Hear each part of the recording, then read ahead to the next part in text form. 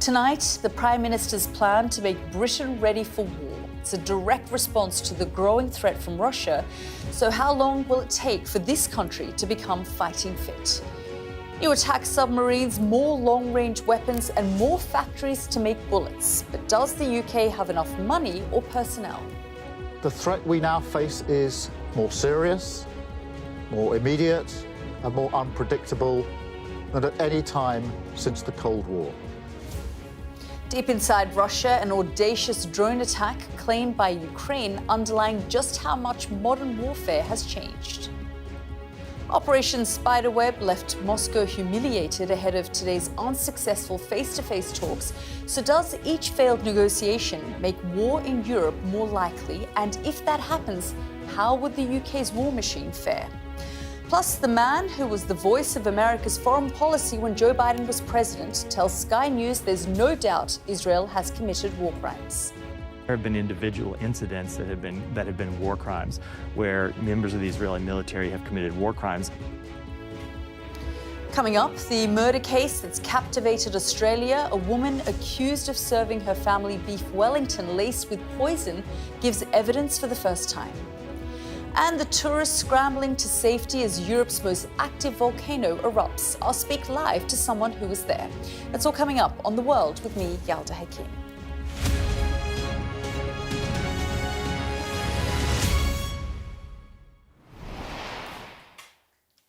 Good evening and welcome to the programme. There's an old saying, if you want peace, prepare for war. Originally coined by a Roman military strategist, it's an approach seized on by the Prime Minister today as he tries to drag the UK's armed forces into the 21st century. Senior generals have been demanding action for several years. Now, the threat from Russia and other states like China and Iran is undeniable. The government is responding.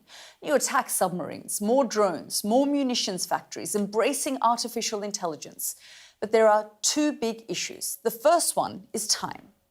The world has changed. We must respond.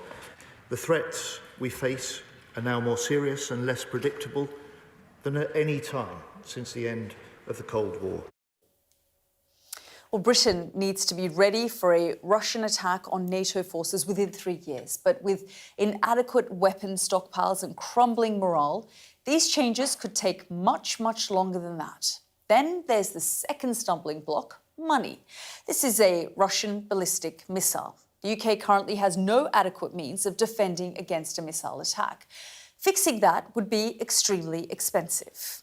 And it's not just that. The battlefield is changing. You may remember this drone attack on Russian planes carried out yesterday by Ukraine. No boots on the ground, just remote operators and AI. We'll focus on the war there later in the programme, but let's get started with efforts here to make sure the country is battle ready. Our Security and Defence Editor Deborah Haynes has our first report. The Royal Navy on a training exercise, but the dangers are all too real. The Prime Minister says we're in a new era of threats that requires a different order of response. Every part of society, every citizen of this country has a role to play, because we have to recognise that things have changed. The threat we now face is more serious, more immediate and more unpredictable than at any time since the Cold War. But not so urgent that he's willing to turn an ambition for defence spending to increase to 3% of national income by the next Parliament into a firm commitment. It was a weak spot pounced on by his opponents. The language around the government's announcements is definitely not firm enough. We need to get to 3% by the end of this Parliament. The world is getting more and more dangerous, and a lot of the things which they've announced in this Strategic Defence Review require money.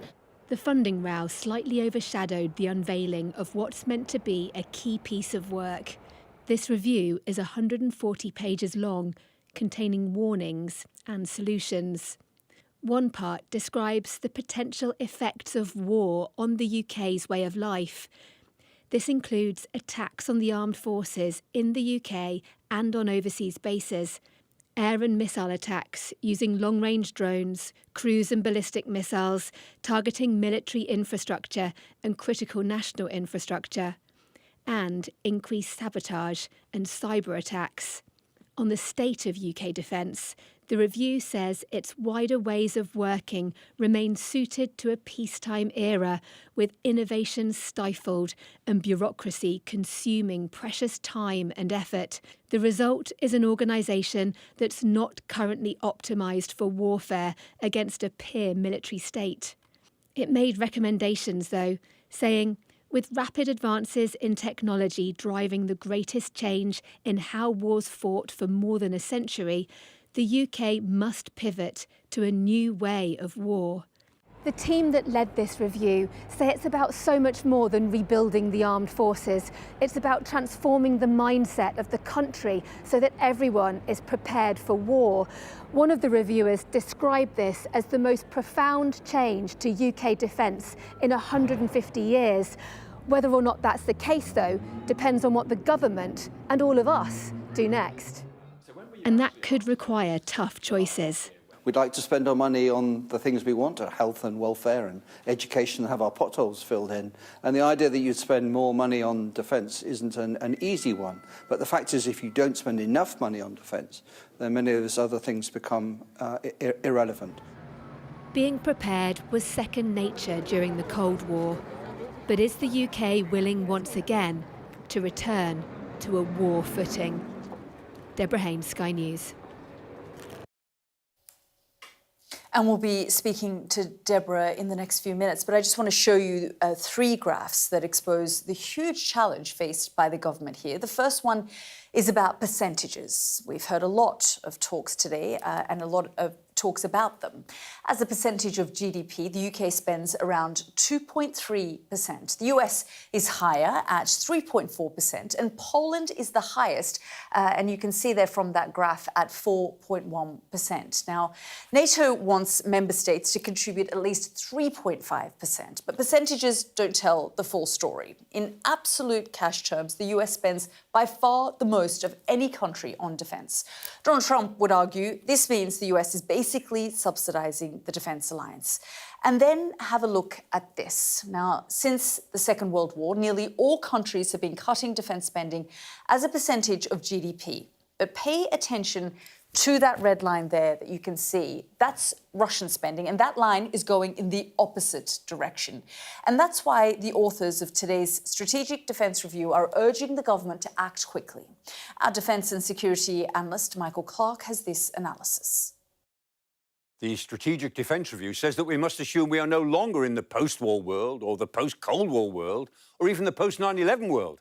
It says rather that it would be safer to assume we are in the pre-war years before some big European upheaval. So we have to be prepared, perhaps quite soon, to fight a real war to defend ourselves and our way of life. Well, can we do it? Let's take a look at some of the Prime Minister's most eye-catching announcements. There'll be 12 new attack submarines to replace the 7 that will be retired by the mid-2030s, and a new one built every 18 months. Now, these are the workhorses of the submarine fleet, and they're particularly important for the defence of the North Atlantic. And this is a production drumbeat that hasn't been felt in the warship building business for many years. 15 billion will be spent on nuclear warhead programmes over a good number of years for the new Dreadnought submarines to maintain Britain's independent nuclear deterrent. And then there are some less eye-catching but very important announcements on building up essential war stocks. 7,000 long-range weapons will be produced, 6 new munitions factories will be opened, £6 billion will be spent on more munitions across the board. And less obvious, but just as important, big money will be devoted to AI, to robotics, electronic warfare, satellites, and all the panoply of 6th-generation warfare. And not least, £1.5 billion will go into service, housing and welfare initiatives in a recognition that none of the above matters very much unless there are enough service personnel and that they're the best they can possibly be. So, how will this leave us in relation to our allies in Europe and beyond? Well, Britain brought France and Germany and the United States into the review process from the very beginning. The UK shares a major aircraft development project with Italy, and Poland has emerged as a big and important military player. So they and the other allies are all watching with great interest to see if we will really do it and whether this transformational agenda really works if we do. Now, British forces have demonstrated over and over again that they can stand up to Russian meddling. But as things are, could they go to war against an outright Russian military threat, even with its European allies, and still prevail? In my view, almost certainly not. If British forces fought now, I think they would lose, if only for want of ammunition. But if the 62 recommendations in this review are fully implemented, the answer could be yes, they can. The problem is, we really don't know how long all that might take.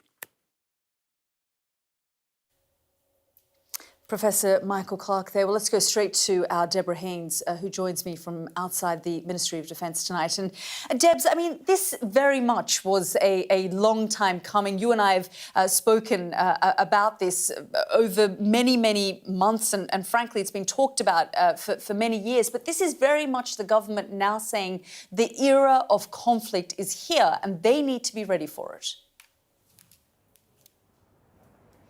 Yes, the overwhelming message from this is that the peace dividend, the so-called peace dividend that the UK and so many other governments following the collapse of the Soviet Union took when they switched investment away from the armed forces and into peacetime priorities like health, welfare, economic growth, that era is over. And the review that was published today spells out in stark terms the potential for the UK as part of a NATO alliance to be drawn into conflict, potentially with a nuclear armed power, and be that Russia or China. And it also says that when it comes to war, and this is something that the UK hasn't had to think about since the end of the Cold War, it is not an activity that is carried out by an increasingly small professional armed forces. It's an endeavour that involves the entire nation, and that's why this review and also the words of the Prime Minister about this being a whole of society moment are so important. But for people watching what's happening and looking at what comes next, what comes tomorrow, will things really change? The big question is anyone listening? Will they really change? Will they want to have more money spent on defence when it potentially means cuts elsewhere or higher taxes? It's a fundamental choice that we as a democratic society get to take. But the review today is very clear. We need to spend more on defence and spend it better, build up national defence and also national resilience. Yeah, and I think just on that point, it's so important. And also, I guess, move away from legacy hardware and legacy investments to new age technology. I mean, the attack we saw, the drone attacks in Ukraine, is just an insight into what the future potentially looks like when it comes to warfare. Yeah, that's such a good point. It was quite ironic, wasn't it, that you had this extraordinary attack displaying ingenuity and the use of technology by Ukraine to target very expensive legacy bomber aircraft platforms at the same moment that the government was choosing to talk about how it's going to be spending billions of pounds on a new fleet of also very expensive submarines, when of course there are so many less expensive technological options when it comes to underwater drones and other autonomous kind of weaponry. But the review does talk about the need for a mix, exploiting the potential of artificial intelligence, of autonomy, of robotics, of lasers, but also very much investing in bigger platforms and needing increased reserves. There's a really important point in that document where it talks about what's called the strategic reserve. That is basically, it's all the people that were in the military and have left. They have a liability to serve again in a crisis. That's not been practiced since the end of the Cold War. It's going to be practiced now if this is implemented by the guys behind me. Yeah, absolutely. Deborah, thank you as always. Let's turn our attention now to that audacious drone attack on the jewels of the Russian Air Force that Deborah and I were just talking about. Now, it was called Operation Spiderweb, and it was the culmination of an 18-month-long operation by Ukrainian security forces. More than 100 handheld drones, likely trained by artificial intelligence, were smuggled into containers and transported by unsuspecting truck drivers to Russian military bases in Siberia and the remote north, where nuclear-capable long-range bombers were being stored.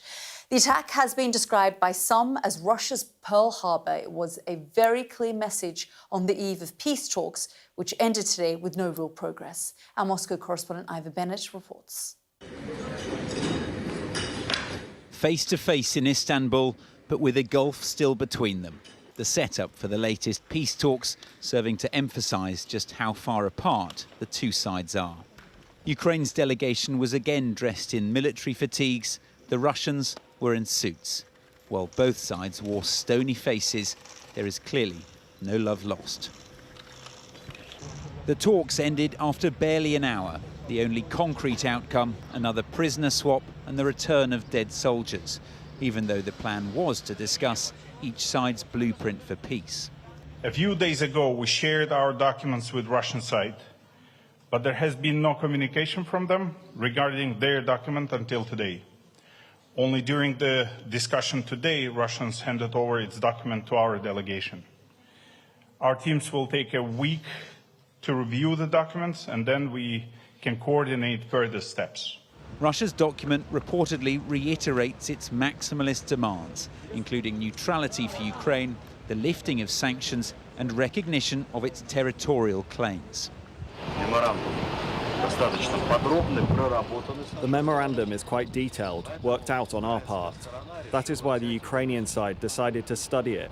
They will study it. They will respond. We'll see. The talks were overshadowed by Sunday's unprecedented attack. Ukrainian drones on Russian bombers thousands of miles from the border. This drone attack was humiliating for Russia and will undoubtedly prompt a response.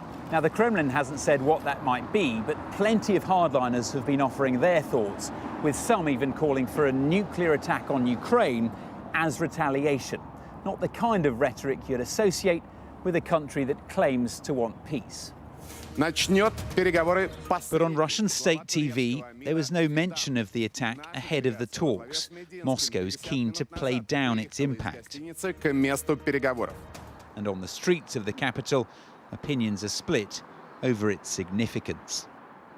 I think it's exaggerated because these planes are very old and hardly anyone needs them. Besides, they're firing from submarines. I think there should have been a response already yesterday, and it should have been quite harsh. So despite the talk of peace, the mood is one of war, and a full ceasefire still feels like a long way off. Ivor Bennett, Sky News, Moscow. I'm joined now by former Minister of Defence of Ukraine, Andriy Zagornodyuk. Thank you so much, sir, for joining us here on the programme. I just want to begin by talking about this extraordinary and audacious attack that Ukraine launched via these drones, Operation Spiderweb. Just tell me the message that it was trying to send, because, of course, it took about 18 months, in the planning. I don't think this was about the message. I think that was about destroying the ability of Russians to bomb our cities, because they use the strategic aviation, which means it's aviation bombers which can fly for like hundreds and thousands of kilometers and throw the missiles and into the pretty much any of our city along the whole country. And they do this all the time. So we constantly hear the ballistic missiles, we constantly hear cruise missiles. There is pretty much nothing which deters from that. We spend a lot of our resources in order to stop them. They do this in kind of a discretionary manner. Basically, they can send it to any place, and that includes hospitals, schools, residential homes, and so on. And we need to stop them. And the only way to stop them, actually, is to destroy those planes, because in order to build a plane, it takes years, and some of the planes are not even built right now. They are old from the Soviet times, so they will not be able to restore them, at least many of them. And that operation was not for messaging, it was for actually like trying to limit their ability to hit us. Yeah, and disable them. But I guess it's the way in which we're seeing, modern warfare, a window into the future, right, and Russia using, I suppose the destruction of these legacy hardware. Through the war in Ukraine, we've really seen a shift and a change in the way in which conflict is now fought. And this was an example of that. Yeah, that was a striking example, I have to say, because we were all in Ukraine. People were shocked with this because we positively shocked, of course, because that every day, particularly Kiev, particularly in the recent days, it's been hit all the time. So people, people were really stressed because of the constant bombing. And of course, seeing that happening, particularly in the areas which are like 1,000 kilometers from the border, that's impressive. Yes, it reflects the change in the war generally, because the drones right now are doing some operations which even years ago people couldn't even conceive, couldn't even think about them. Like this one, but we see an extremely intense development of the drone warfare, and we do believe that's going to change the conflicts generally, not just this one. Ukraine. Yep. When Russia has, when Ukraine has struck inside Russia or attacked in this way, it's been met with quite a fierce response from Vladimir Putin and the Russians. There's now even talk again around sort of nuclear attacks. Are you concerned that, Vladimir Putin, given the nature and scale of this, could potentially go down that path again? We don't think so, because there are other reasons which stopping him from doing that. Frankly speaking, we believe that if he wasn't stopped by external factors, he would already went down with nuclear escalation some time ago. He had some very humiliating defeats during this war. Ukraine restored 50% of the originally occupied territory. Ukraine restored cities and villages which they claimed to be Russian because they occupied them, so then they claimed to be Russian. And we sort of took them back. We downed lots of their weapon systems, including the flagship cruiser. But the thing is that right now it's also about the distance. It's also about the range. The military weapon systems, they cannot be safe in any region of Russia, and we hope that is going to work as a deterrent eventually, that they would think before striking us again. And we went down this path because we have no other choice. We don't have weapons from the West which can hit those planes, those airfields. So we need to be innovative and creative, and that's what happens. Former Defence Minister of Ukraine, thank you so much for joining us here on the programme. You're watching The World with me, Yalda Hakim. Still to come on the programme, we'll hear from a British surgeon who's worked in Gaza following reports of dozens being killed in an Israeli attack near an aid distribution site. And after a man was charged with murder after a petrol bomb attack at a rally for Israeli hostages in Colorado, we'll have a live update from authorities there.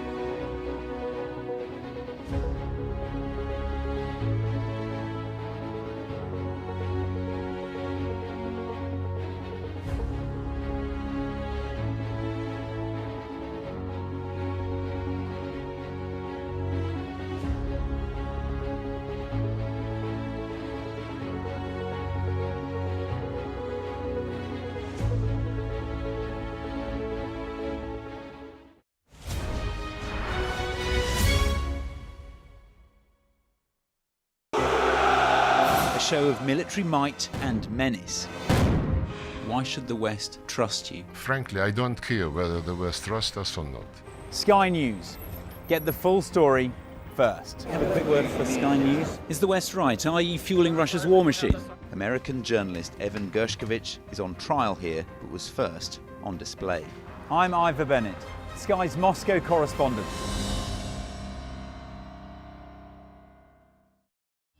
We arrive. A secret hospital hidden in the Myanmar jungle, treating the victims of this bloody war. This is Myanmar today. Its military rulers don't want the world to see, but we have. I fight for my own future. I fight for my generation's futures. This is an actual crime. They don't care for that. Myanmar army is only a couple of kilometers away. So this is a major humanitarian disaster.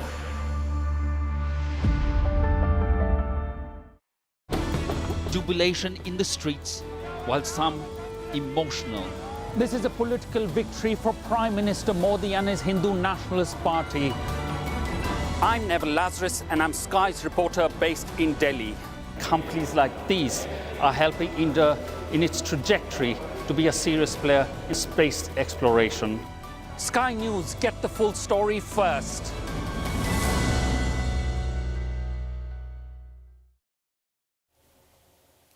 Welcome back to the programme. We've spoken a lot on the show about the new system for distributing aid in Gaza. Under the plans, aid is being handed out at approved hubs guarded by Israeli soldiers. It's forced thousands of people to travel often long distances, and we've seen chaotic scenes like this almost daily since then. Then this happened. Have a look. Ya Allah. Ya Allah. Witnesses say Israeli soldiers opened fire on crowds heading towards the aid hub. Gaza health officials say at least 30 people were killed. Many of the wounded were treated at Nasser Hospital in Gaza's second largest city, Khan Yunis. On Gaza, I asked you a couple of weeks ago whether you thought you were doing enough. You said the situation was intolerable. The situation continues. Is there any concrete action you now think the UK needs to take? The situation is intolerable in Gaza and getting worse by the day, which is why we are working with allies to be clear in saying it's intolerable, to be absolutely clear that there needs to be a ceasefire, to be absolutely clear that humanitarian aid needs to get in at speed and at volumes that it is not getting in at the moment. It's causing absolute devastation. And, of course, to continue our work to secure the release of hostages who've been held for a very, very long time. We're working closely with allies on that and we'll continue to do so. That was the Prime Minister responding to a question from our political editor, Beth Rigby. He's sticking to his script, as you heard there, but one man who isn't is Matthew Miller. Now, he was the voice of America's foreign policy under Joe Biden. Just have a listen to what he said to our US correspondent, Mark Stone. Do you think what's going on in Gaza now is a genocide? I don't think it's a genocide, but I think I think it is without a doubt true that Israel has committed war crimes. You wouldn't have said that at the podium. Yeah, look, because when you're at the podium, you're not expressing your personal opinion. You're expressing the conclusions of the United States government. The United States government had not concluded that they've committed war crimes, still have not concluded that. But your personal view is they have. And they were while you were there. But let me qualify that. There are two ways to think about the commission of war crimes. One is if the state has pursued a policy to deliberately committing war crimes or is acting reckless in a way that aids and abets war crimes. And that, I think, is an open question.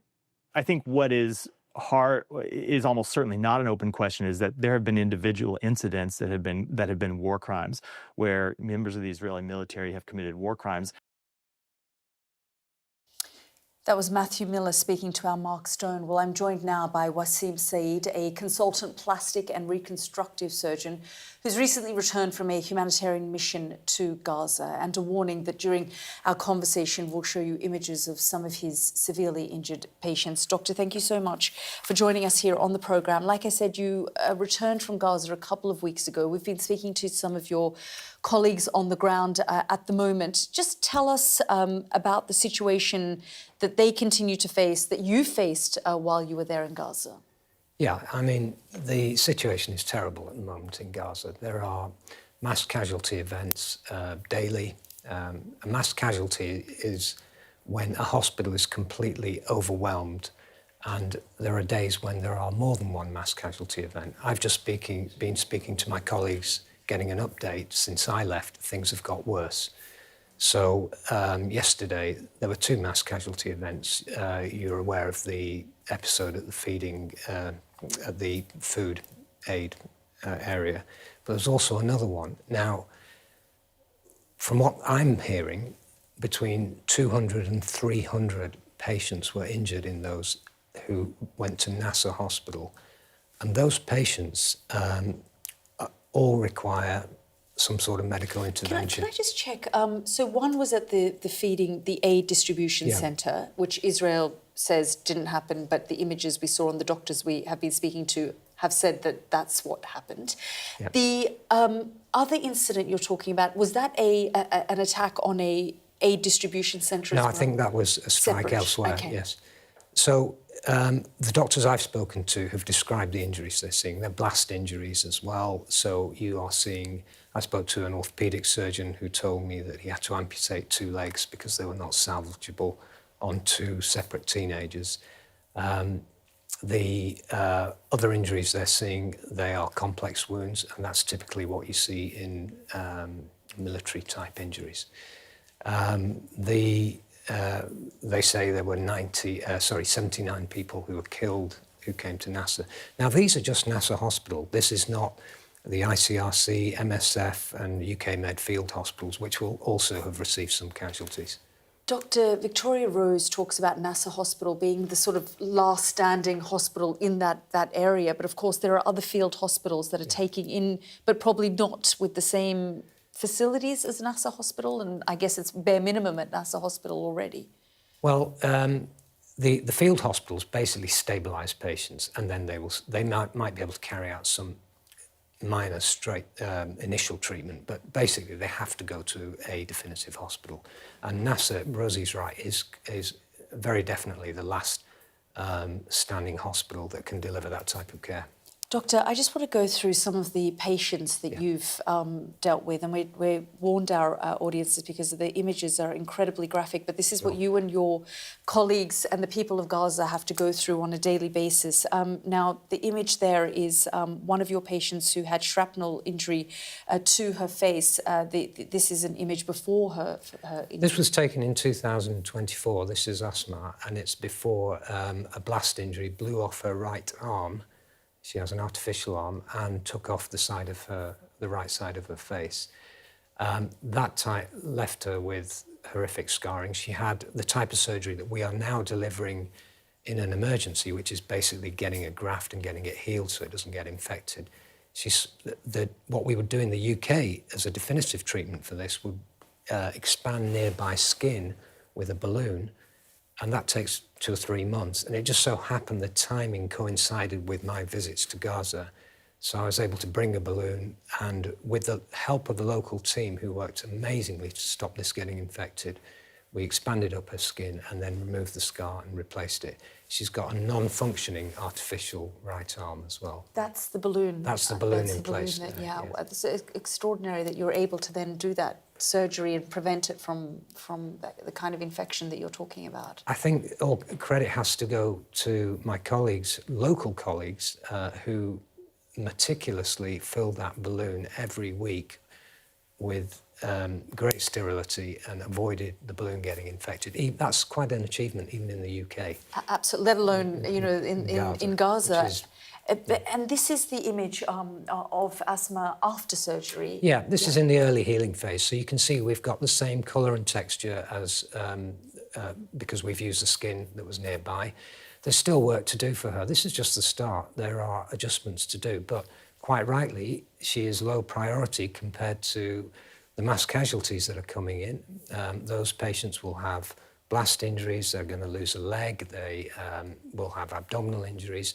simply isn't time to do this kind of work, and there isn't enough personnel either. Yeah, let's just show our viewers the next image, which is of a young girl who had a major injury on her shoulder. If we can just get that. So there you are with her. Tell us about this. Yeah, so this is Jana. She's 10, and the back of her left shoulder was blown off in a blast injury. She's quite unusual because it was an isolated part of her body. Now, this is what we see in the mass casualties. If you don't, the bones were shattered. If you don't get that covered with healthy tissue, ideally within 48 hours, every study shows they will go on to get chronic infection. Infection here in Gaza would mean she would lose her arm at that level. That would make her disabled for the rest of her life. So what we were able to do is I collaborated with my orthopedic colleague. He fixed the bones. I took a large muscle from her back and moved it over the whole area, and happily she's making good progress. That's extraordinary. I mean, the work that you and your colleagues and the local doctors are doing is truly heroic. I mean, you're saving these lives and doing what you can on a daily basis. I think they're heroic. We come in, we do a little bit, we work with them, and we give them a bit of rest, but basically they're at it all the time, and it is very important, this collaboration. They have actually said to me, you can come here, sit on a stool and do nothing, and we will be happy, because they feel utterly alone. And when we're there, they feel they've got international support. That's how they're thinking. And you're able to take things like the balloon that you said, for example, if you can get it in. We try, yeah. So I managed to get the balloons in, and there is actually another girl who's waiting for a similar sort of operation, but in the current climate, she's going to be waiting quite a long time. Doctor, we're really grateful that you've come and joined us and shared some of these really important stories that people need to see with us. Thank you. My pleasure. Thank you. Thank you. Are here for you. Well, let's go straight to the United States now, where the FBI says a man accused of throwing petrol bombs at people gathered for an event drawing attention to Israeli hostages in Gaza had been planning the attack for more than a year. Let's just have a listen in. Save lives and tend to those who were injured. I also want to thank our law enforcement partners at Boulder Police, including Chief Redfern, the FBI, including Special Agent in Charge Michalak, and the Boulder DA's office, including DA Michael Doherty. They worked hand in hand with my office as the matter was thoroughly investigated and prepared for charges. And I want to thank our partners in DC, including Attorney General Bondi, Director Kash Patel, and Assistant Attorney General in charge of Civil Rights, Harmeet Dhillon, for their support. My office and AAG Dhillon were in contact yesterday, throughout the day, which helped lead to the federal charge that we're announcing today. My office has charged Mohammed Sabri Solomon, age 45, with the commission of a hate crime under 18 U.S.C. Section 249. When that offense includes attempted murder, the statutory maximum federal sentence is life in prison. No one should ever be subjected to violence of any kind. But our laws recognize that such violence is particularly pernicious when someone is targeted because of their race, their religion, or their national origin. According to our complaint and the charges brought by DA Doherty's office, Mr. Solomon stated that he had been planning this attack for a year. And he acted because he hated what he called the Zionist group. But what the charges allege that he did was to throw Molotov cocktails at a group of men and women, some of them in their late 80s, burning them as they peacefully walked on a Sunday to draw attention to Israeli hostages held in Gaza. And when he was interviewed about the attack, He said he wanted them all to die. He had no regrets, and he would go back and do it again. He said that he had previously tried to purchase a firearm, but resorted to the Molotov cocktails when he could not purchase a gun because he was not a legal citizen. I remind you that Mr. Solomon is presumed innocent until proven guilty. My office and our partners hope justice will help heal the people in this community and in the communities throughout the country shaken by yesterday's attack.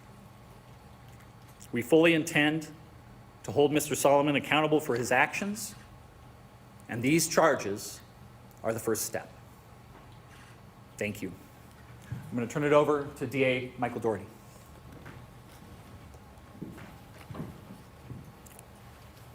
Good afternoon. I'm Michael Doherty. I'm the District Attorney for Boulder County. I appreciate the members of the media who are here today so we can help provide this update to a grieving and traumatized community. What you see here today is us standing shoulder to shoulder, ensuring that justice is done in response to this tragic and terrible attack. We stand united in denouncing hate, terror, and violence in this community. We're united in condemning acts of anti-Semitism, hate, and violence, and we're also united in a strong response to this horrific attack.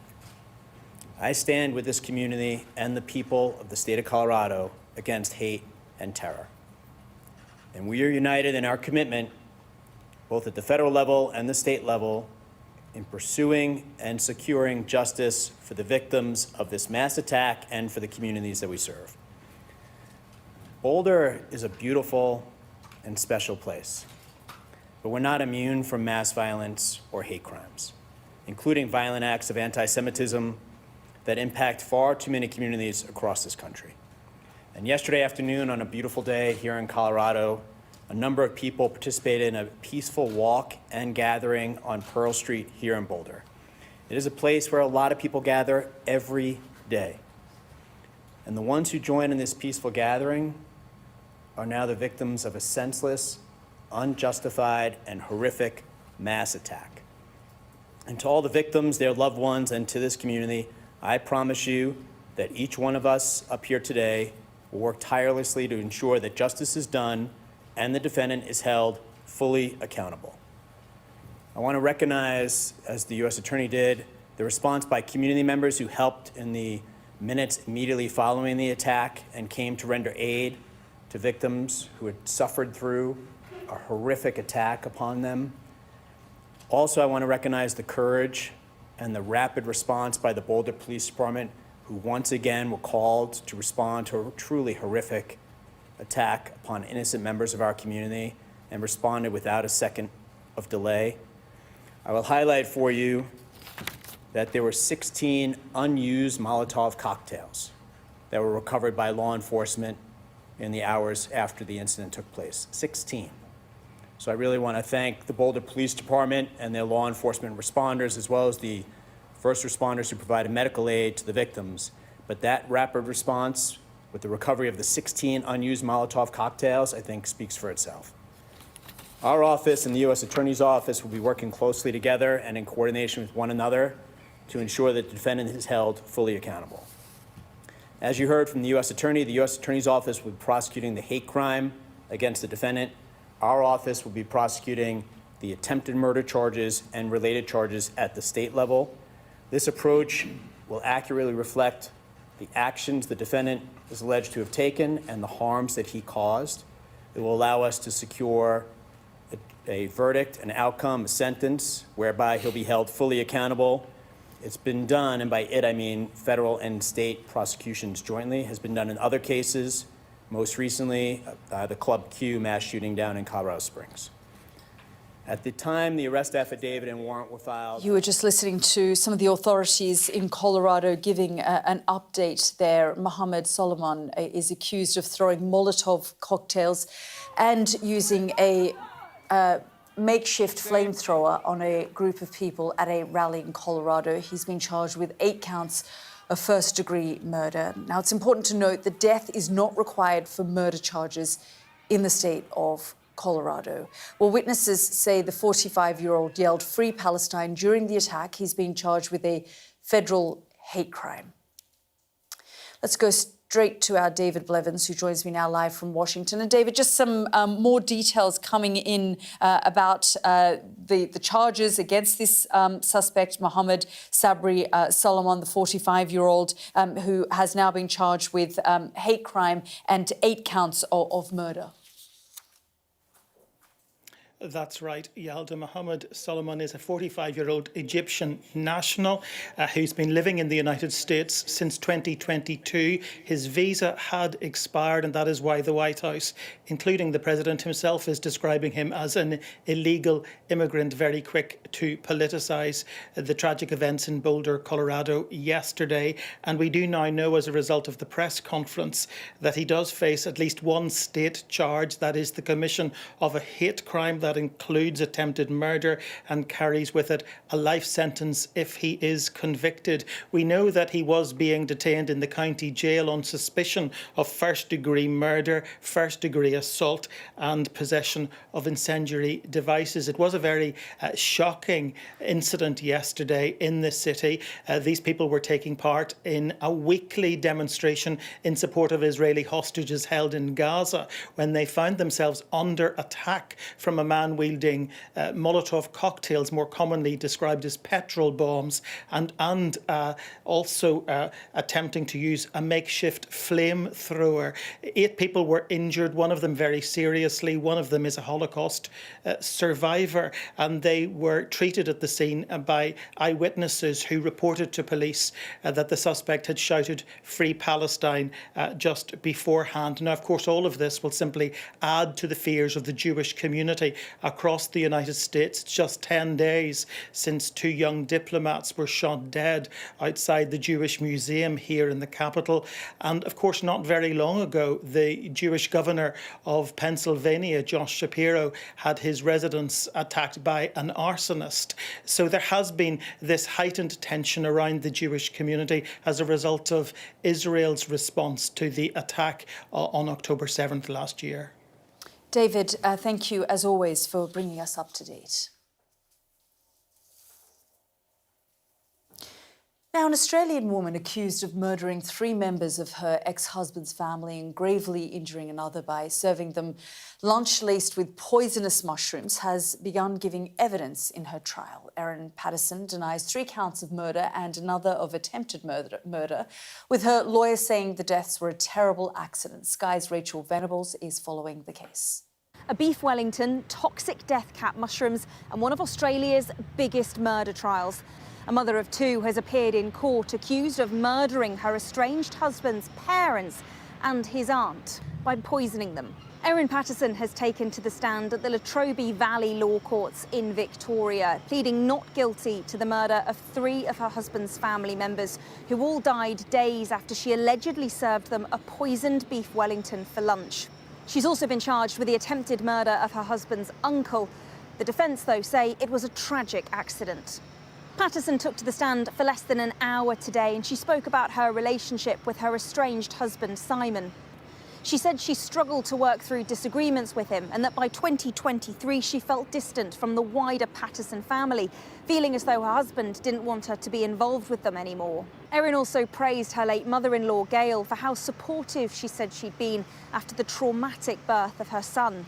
Patterson invited the 4 alleged victims to lunch at her home in Leongatha in July 2023. She also invited her estranged husband, Simon, but he didn't attend. By the evening, all guests had fallen seriously ill with vomiting and diarrhoea. Simon's mother, Gail Patterson, and his aunt, Heather Wilkinson, died on the 4th of August. His dad, Don, passed away the following day. The only survivor, Heather's husband, Ian, gave evidence saying that Erin falsely claimed during that lunch to have been diagnosed with cancer. Patterson denies all the charges against her, and she's due back in court on Tuesday to give more evidence. Was Rachel Venables there. Now, I just want to bring you some images from Italy now, where Mount Etna has erupted with large plumes of ash and smoke seen rising from the volcano. Now, the full scale of the eruption is currently unclear. Disruption appears to be minimal. Mount Etna is one of the world's most active volcanoes, so eruptions are not uncommon, and its outbursts rarely cause significant damage or injury. Well, I'm joined now by local tour guide Luca Cosma. Luca, thank you so much for joining us here on the programme. I mean, I just want to know how dangerous it was, because we know that Mount Etna is a very active volcano. This does happen, and we do see this quite regularly, but it looks like a lot of smoke and ash there. Well, I would say that this is absolutely a typical activity of Etna, which already is following a period since 2 months that we have this type of activity. I would say that the name of this type of activity we have today is paroxysm. So that this is a very violent activity where, anyway, can be enjoyed as a spectacular phenomenon from far or from safe distance, like all the tour guides are doing on Etna. I would say that, okay, today, probably this big ash cloud I can see now, it's just what exactly caught all the media. But what exactly happened was just the collapse of part of the southeast crater, which was the main crater which produced the activity today. So was it dangerous? I guess it's, about, as you say, the tour guides keeping a safe distance and being able to show it. But did it pose any kind of threat to the local area? Well, all the tour guides, or better, the volcanology guide on Etna, they take care about tourists and also people which would like to go closer to phenomena like this. And we respect all the civil protection rule around our volcano. And I would say that the only small problem when we have this type of activity, just a falling ash, of course, depending exactly how blowing the wind in the air. Okay, so that's why sometimes we have a problem with the airport, which is closed. Oh, but well, sometimes probably there are different video and photo and show you how the people, they clean the road again, because it's the second biggest problem is when the ash fall around. Not easy to clean everything immediately. So this is sometimes can be a problem for some people, especially for people which have some respiratory problem. But anyway, everything, all the activity of today just is inside the system of the normal activity of our volcano. And where were you at the time? Because I understand here that you were about 2,500 meters away. Yeah, exactly. Respecting the civil protection rule, we were around 2,400, 2,500. Usually the tour guide just find the best spot to enjoy this spectacular phenomenon to our clients. The pyroclastic flow I can see now in this moment just extended in an area called Valle del Bove, which is a huge depression where absolutely there are no tourists, is absolutely a big desert. What I can see in this moment is from the perspective of this video is just the people seem that they run away just because this big collapse provoked a sort of a huge and my point of view quite spectacular ash cloud, which seemed that was very close, but at the end we were really quite far from these events. Yeah, I mean, as you say, it looks absolutely both terrifying and extraordinary and beautiful at the same time. But how often, and we talked about it being one of the most active volcanoes, when we say active, I mean, how often would we likely see something like this? Etna is a volcano, we can define Etna a volcano sort of a open crater volcano. That means that the activity regularly is consistent in the gassing and followed by periods where we have events or eruption. The type of activity which we are talking about is an event, is very violent, as I told you, and the right geological term is a paroxysm. Eruption usually, and that's why they are considered violent, because this type of activity takes only a few hours. We already recognized the activity this morning at 6:30, 7 o'clock in the morning, when the tremors one of the level which we as a tour guide, we monitor every day, start to increase and reach the peak around 11:30, when we exactly have this phenomenon which we call collapse. Eruption usually take longer. We had the last one, for example, in February, which also brought many people around Etna to visit this beautiful phenomenon. And so, and just very briefly, I have about 30 seconds left. Are we likely to see the next one in the next few months? It's not the first time that Etna develop activity like this regularly, like happened in the last 2 months. It followed a period of 6-7 days, and then suddenly just was quiet for, I would say, 2 weeks, and then now probably start a new period of activity. So. Yeah, and any kind of health concerns around the level of ash or smoke? This is under some aspect, the positive things is that this type of ash will make our land more fertile, but at the same time, if it's not clean immediately, can be a problem for the health of the people around, yes. Yeah, well, Luca, we're really grateful you've joined us to help us understand the activities around Mount Etna. Thank you so much. Arrivederci. Now, thanks for joining us on the programme tonight. We'll be back at 9 tomorrow evening. The news at 10 with Gillian is up next. Good night for now.